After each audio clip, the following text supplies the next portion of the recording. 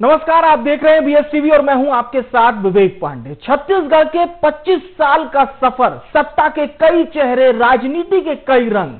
साल 2000 जब छत्तीसगढ़ ने लिया जन्म, एक नए प्रदेश के रूप में विकास की राह पर कदम बढ़े, लेकिन साथ ही राजनीति ने भी ली कई करवटें। कभी कांग्रेस का दबदबा तो कभी बीजेपी की लहर, कभी उम्मीदों की उड़ान तो कभी चुनौतियों का सामना। BSTV की इस खास पेशकश में देखिए इन 25 सालों का पूरा सफर, जहां बदले जनता के मन, जमीर और जनादेश के रंग।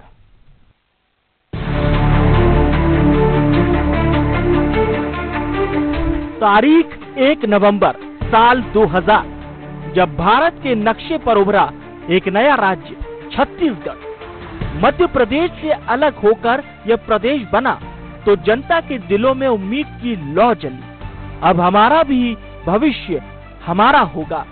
उस वक्त केंद्र में अटल बिहारी वाजपेयी की NDA सरकार थी, लेकिन विभाजन के वक्त मध्य प्रदेश में कांग्रेस की सत्ता होने से नए राज्य का पहला मुख्यमंत्री कांग्रेस से तय था।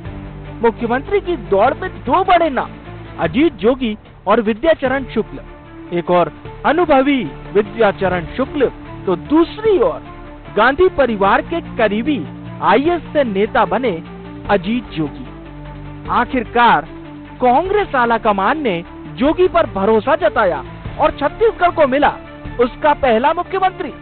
ये थी जोगी युग की शुरुआत।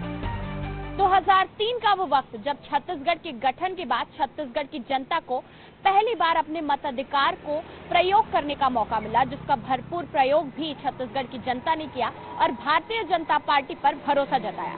जिसके बाद जोगी युग खत्म हुआ और छत्तीसगढ़ में राजनीति का एक नया अध्याय शुरू हुआ, जिसमें रमन सिंह मुख्यमंत्री बने और उन्हें एक नई पहचान मिली चावल वाले बाबा के नाम से, क्योंकि उन्होंने एक योजना शुरू की 2004 में, जिसमें 1 रुपए किलो गरीबों को जो है चावल मिलना था, जिसके चलते उनका नाम चावल वाले बाबा पड़ा। और इसके साथ छत्तीसगढ़ के विकास में, शिक्षा में, स्वास्थ्य में, तमाम जो है क्षेत्रों में विकास का एक नया अध्याय शुरू हुआ।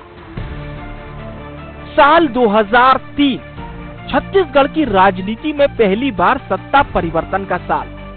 जनता ने दिया फैसला और जोगी युग से रमन युग की शुरुआत हुई। रमन सिंह बने मुख्यमंत्री और पहली बार किसी डॉक्टर ने संभाली राज्य की बागडोर। गरीबों, किसानों और आम जन को केंद्र में रखकर रमन सिंह ने राज्य की दिशा बदली। 2004 में 1 रुपए किलो चावल योजना शुरू हुई, जिसने उन्हें बना दिया चावल वाले बाबा। लेकिन रमन काल केवल चावल तक सीमित नहीं रहा। इसी दौर में शिक्षा और संस्थागत विकास के नए अध्याय लिखे गए। राज्य को मिले एम्स, NIT, IIIT, IIT जैसे बड़े राष्ट्रीय संस्थान, जिन्होंने छत्तीसगढ़ को शिक्षा मानचित्र पर नई पहचान दी। ये वो दौर था जब इंफ्रास्ट्रक्चर, सड़कें, पुल, योजनाएं और नक्सल मोर्चे पर सख्त नीति सब एक साथ आगे बढ़े। 2008 से लेकर के 2013 तक राजनीतिक लिहाज से सबसे महत्वपूर्ण दौर रहा। एक तरफ मुख्यमंत्री डॉक्टर रमन सिंह की लोकप्रियता चरम पर रही, वहीं दूसरी तरफ सत्ता वापसी के लिए, सत्ता में आने के लिए कांग्रेस जद्दोजहद लगाती रही। लेकिन 25 मई 2013 को ऐसा घटनाक्रम सामने आया जिसने छत्तीसगढ़ को झकझोर दिया।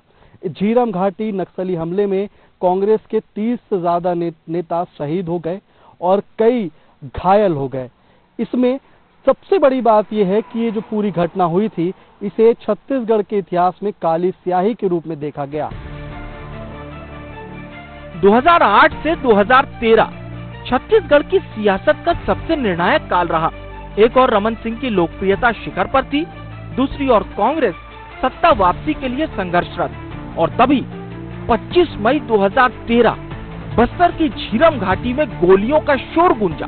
नक्सलियों ने अंजाम दिया उस हमले को जिसने छत्तीसगढ़ की राजनीति की आत्मा हिला दी। कांग्रेस की पहली पंक्ति के दिग्गज विद्याचरण शुक्ल, महेंद्र कर्मा, नंद कुमार पटेल और 30 से ज्यादा नेताओं की हत्या कर दी गई। प्रदेश की राजनीति के लिए यह किसी तूफान से कम नहीं था। कांग्रेस की रीढ़ टूट चुकी थी, लेकिन सवाल जो अब तक जिंदा है, क्या ये सिर्फ हमला था या सियासी साजिश का अंधेरा? 2013 का साल छत्तीसगढ़ के इतिहास में आज भी काली स्याही से लिखा है। 2008 के विधानसभा चुनाव ने फिर से जनता का संदेश साफ कह दिया, विकास पर भरोसा है। रमन सिंह ने दूसरी पारी की शुरुआत की और भाजपा को मिली 50 सीटों पर बड़ी जीत। रमन मॉडल अब सिर्फ शहरों तक नहीं बल्कि गांव-गांव तक पहुंच चुका था। राजनीति में यह वो दौर था जब विकास की तस्वीर हर कोने में नजर आने लगी। 2008 के चुनाव ने एक बार फिर जनता का रुझान साफ कर दिया। जनता ने कहा विकास पर भरोसा है और रमन सिंह की दूसरी पारी की शुरुआत हुई। भाजपा को मिली 50 सीटों की बड़ी जीत और रमन सिंह ने फिर संभाली कमान। रमन मॉडल अब गांव-गांव तक पहुंच चुका था। भाजपा के दूसरे कार्यकाल में छत्तीसगढ़ ने विकास की नई इमारत लिखी, युवाओं और महिलाओं के लिए नई योजना बनी, स्वास्थ्य सुरक्षा और आर्थिक सहयोग भी बढ़ा। साथ ही धान खरीदी केंद्रों का विस्तार हुआ, सिंचाई सहायता, औद्योगिक निवेश और सड़कों का जाल राज्य की प्रगति का पहचान बने। दूसरे कार्यकाल में भाजपा का लक्ष्य था हर घर तक योजना, हर गांव तक विकास। चावल योजना के साथ अब युवाओं और बेटियों पर फोकस बढ़ा।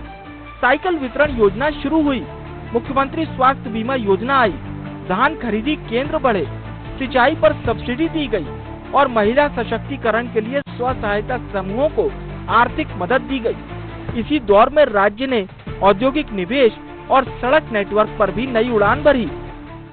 2013 के झीरम घाटी नक्सली हमले ने छत्तीसगढ़ की राजनीति में एक काली स्याही का पन्ना जोड़ दिया, जिसके बाद फिर से कांग्रेस पार्टी ने संघर्ष किया। अपने दिग्गज नेताओं को खोने के बाद, शहीदों को श्रद्धांजलि देने के बाद संघर्ष करती कांग्रेस ने एक बार फिर से सत्ता में वापसी के सपने देखे, लेकिन जनता ने एक बार फिर से काम को चुना। जनता ने इस बार फिर से भारतीय जनता पार्टी को चुना, क्योंकि भाजपा ने 2013 के चुनाव के लिए गांव, गरीब, किसान के मुद्दे को लेकर के जमीनी लड़ाई लड़ी और एक बार फिर से सत्ता में काबिज हो गई। 2013 का चुनाव दर्द और सहानुभूति की लड़ाई, झीरम घाटी के जख्म ताजा थे। राहुल गांधी और सोनिया गांधी खुद बस्तर पहुंचे, शहीद नेताओं को श्रद्धांजलि दी। जनता के बीच कांग्रेस के लिए भावनात्मक माहौल बना, लेकिन बीजेपी ने इसे भावना नहीं, काम की लड़ाई बना दिया। गांव, गरीब, किसान का नारा गूंजा और भाजपा ने फिर दमखम से चुनाव लड़ा। 2013 में जब विधानसभा चुनाव हुए तो जनता ने ये संदेश साफ कर दिया कि उसने स्थिरता को चुना है। 49 सीटों के साथ बीजेपी सत्ता में लौटी और इस समय राजनीतिक बिंदु में डॉक्टर रमन सिंह रहे। और इसी के साथ साथ अगर दूसरी तरफ बात की जाए तो कांग्रेस की भी नई पीढ़ी जन्म लेने लगी थी। भूपेश बघेल और टीएस सिंहदेव की जोड़ी तय करने लगी थी कि आने वाले समय में कांग्रेस का कल क्या होने वाला है। और नतीजा वही रहा, जनता ने स्थिरता को चुना। 49 सीटों के साथ भाजपा ने तीसरी बार सत्ता संभाली। रमन सिंह अब छत्तीसगढ़ की राजनीति के केंद्रीय चेहरा बन चुके थे। वहीं कांग्रेस में नई पीढ़ी उभर रही थी। भूपेश बघेल और टीएस सिंहदेव जैसे नेता धीरे धीरे कांग्रेस का भविष्य बन रहे थे। ये वो समय था जब परिवर्तन की नींव चुपचाप रखी जा रही थी। सत्ता के तीसरे दौर में जहां योजनाओं की चमक पर घोटालों की छाया भी छिपी रही, वहीं नान और पीडीएस घोटालों में रमन सरकार की चमक पर एक कलंक भी लगाया। लेकिन कांग्रेस सरकार ने संगठन में जान फूकी और भूपेश बघेल को नेतृत्व सौंपा, लेकिन राजनीतिक पन्नों पर बदलाव की गूंज धीरे धीरे सुनाई देने लगी थी। लेकिन सत्ता के तीसरे दौर में विकास के साथ विवाद भी चले। योजनाओं की चमक के पीछे छिपे रहे अरबों के घोटाले। नान और पीडीएस घोटाले ने रमन सरकार की साख पर दाग छोड़ा। कांग्रेस ने संगठन को नई ऊर्जा दी और भूपेश बघेल को प्रदेश अध्यक्ष बनाया। राज्य की राजनीति में बदलाव की आहट सुनाई देने लगी थी। 15 साल के सत्ता की दीवार हिल गई, जनता ने आवाज बुलंद की और बदलाव का वक्त आ गया था। कांग्रेस ने 68 सीटों के साथ शानदार वापसी की। भाजपा महज 15 सीटों पर सिमट कर रह गई।